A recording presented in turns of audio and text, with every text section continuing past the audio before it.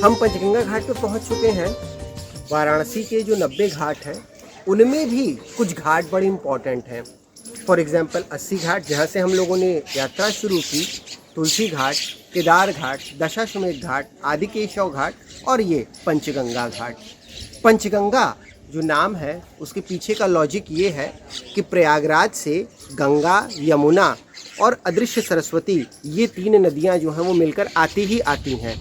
यहाँ इस घाट पर 2 और वाटर सोर्स, छोटे वाटर सोर्स पानी में मिलते हैं जिनको किरणा और धूधपापा बोलते हैं। तो ये पांचों मिलकर पंचगंगा घाट हो जाता है। अपनी जो हिंदू धर्म है उसमें भी और बाद की भी जो मिडवेल टाइम की हिस्ट्री मिलती है उसमें इस घाट का बड़ा इम्पोर्टेंस है। जो एंशियंट है वो ये है कि पंचगंगा घाट पर ही जो भगवान बिंदु माधव का एक मंदिर है और भगवान विष्णु का, ये इसको यहाँ से लगाए और आदिकेशव घाट तक के जो खंड को, इसको हम लोग विष्णु काशी बोलते हैं, यहाँ से लगाए और आदिकेशव के बीच में भगवान विष्णु के मंदिर ज़्यादा मिलते हैं। इसके साथ ही साथ हमारे जो कबीर का संबंध है वो इसी घाट से रहा है। कबीर से पहले एक आ जाते हैं कि वैष्णव धर्म के जो सर्वोच्च गुरु हैं वल्लभाचार्य, उनकी जो विवाह की लीला है वो इसी घाट पर हुई थी, इसलिए वैष्णव संप्रदाय के अंदर में भी इस घाट का बड़ा महत्व है। कबीर की बात पे आते हैं कि कबीर जो है इन्हीं घाट की सीढ़ियों पर लेटे हुए थे और इन्हीं घाट की सीढ़ियों पर उनको अपने गुरु रामानंद से भेंट होती है। वास्तव में कोई गुरु दीक्षा तो हुई नहीं, उन्होंने कहा राम राम कहो। कबीर ने उसी को गुरु मंत्र मान लिया और यही कबीर भारतीय जनमानस में जो समाज सुधारक हैं उनके बड़े जो नेता के रूप में, बड़े एक दृष्टा के रूप में उभरते हैं।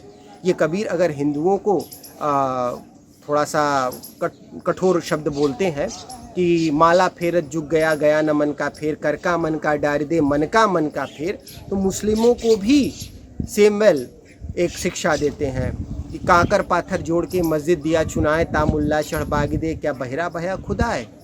खैर, ये तो कबीर की बातें हैं और कबीर की बातें काफ़ी लंबी चलेंगी। मेन इस घाट पर हम लोग वापस आ जाते हैं। यहाँ ऊपर एक बिंदु माधव का मंदिर था। 1632 में एक फॉरेनर जो फ्रांसीसी यात्री ताविनियर यहाँ बनारस आता है और उसने बहुत सारी चीज़ों के बारे में लिखा है। इस घाट के आर्किटेक्ट के बारे में वो लिखता है कि इतना खूबसूरत हिंदुओं का वो मंदिर था कि घाट में जब गंगा में कोई व्यक्ति डुबकी लगाता था और पीछे घूमता था तो उसको सीधे भगवान का दर्शन होता था। मतलब इतनी अच्छे एंगल पर वो भगवान का वो मूर्ति जो है वो रखा था। ठीक, बाद में शिवाजी के जो औरंगजेब के कैद से भाग करके यहाँ छुपने का घटना आता है और इसी कारण से औरंगजेब ने उस मंदिर को पूरी तरीके से तोड़वा दिया और बाद में यहाँ पे आलमगीर मस्जिद का निर्माण करवाया। आलमगीर मतलब होता है महान संत। ये औरंगजेब की अपनी खुद की उपाधि थी। और अमूमन होता क्या है कि मुग़लों ने जब भी मस्जिद तोड़वाया है तो उन्होंने जो उसी का जो कचरा रहता था, उसी का जो मलबा रहता था, उसी से वो मस्जिद बनवा देते थे मंदिर तोड़वा करके। लेकिन यह अकेला ऐसा बनारस में मस्जिद है जो कि बिल्कुल नए, बाकायदा मथुरा से लाल पत्थर भिजवाए गए थे और वहाँ से ये जो मस्जिद जो है वो बनवाया गया। इस मस्जिद पे ऊपर 2 पिलर थे।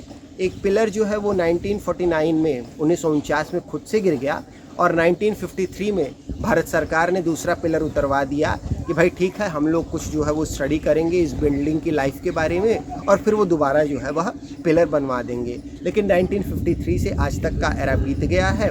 कौन सी स्टडी हो रही है ये आर्कियोलॉजिकल सर्वे ऑफ इंडिया जाने। हाँ, बनारस का जो सबसे बड़ा त्यौहार है देव दीपावली, जो सारे घाटों पर दिए लगते हैं और इस बार तो मोदी जी चूँकि आए थे तो घाट के उस पार भी जो है वो लाखों दिए लगे थे। पूरी दुनिया ने इसको लाइव जो है वह देखा था इस इवेंट को। उस देव दीपावली की जो घटना है, जो त्यौहार है, उस पर्व की शुरुआत भी इसी घाट से हुई थी। आगे थोड़ा हम उसको देखेंगे कि घाट किनारे जो है देवी अहिल्याबाई का बनवाया हुआ हजारा भी इसी घाट पर बना हुआ है। तो उस हजारे से ही देव दीपावली की शुरुआत हुई थी।